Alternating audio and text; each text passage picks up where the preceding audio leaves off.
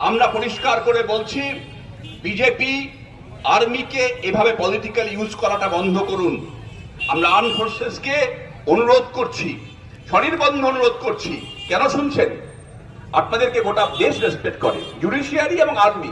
আমরা কোনোদিন কোনো কথা বলি না, কোনোদিন বলিনি। আপনার সামনে দিয়ে যায় রেড রোড, রেড রোডে কি ট্রাফিক কন্ট্রোল মাননীয় আর্ম ফোর্সেস করেন? কলকাতা পুলিশ করে।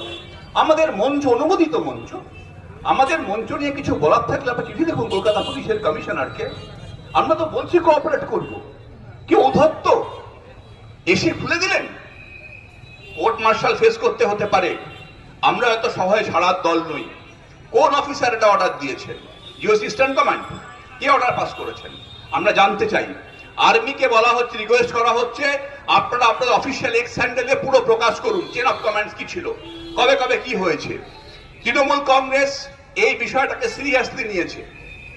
আমাদের বাংলার অগ্নিকন্যা পশ্চিমবঙ্গের মাননীয় মুখ্যমন্ত্রী, আমাদের সকলের নেত্রী, সারা দেশের নেত্রী বলে দিয়েছেন কালকে যে আমরা এই অপমান সহ্য করব না।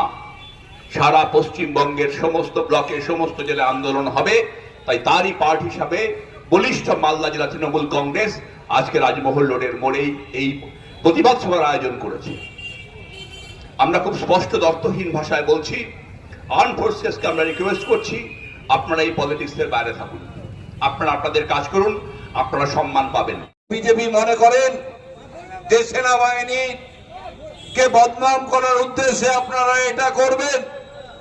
আগামী দিনে বিজেপি যেখানে সভা সমিতি করবে, আমাদের কম কর্মীদেরও ভাবতে হবে যে আগামী দিনে আমরা বিজেপিকে কোথাও সভা সমিতি করতে দেব কিনা। আজকে যেসব মাথা থেকে এইসব বুদ্ধি বেরোচ্ছে, বিজেপির যারা থিঙ্ক ট্যাঙ্ক রয়েছেন তাদেরকে হুঁশিয়ারি করে দিতে চাই।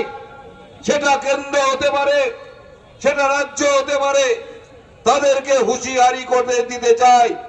যেভাবে মমতা বন্দ্যোপাধ্যায় বাঙালি পশ্চিম বাংলার মানুষকে আপনারা যেভাবে অপমান করার চেষ্টা করছেন, সেনাবাহিনীকে লুড়িয়ে দেওয়ার চেষ্টা করছেন, আগামী দিনে সেই মাথাকে আমরা ভেঙে ফেলবো।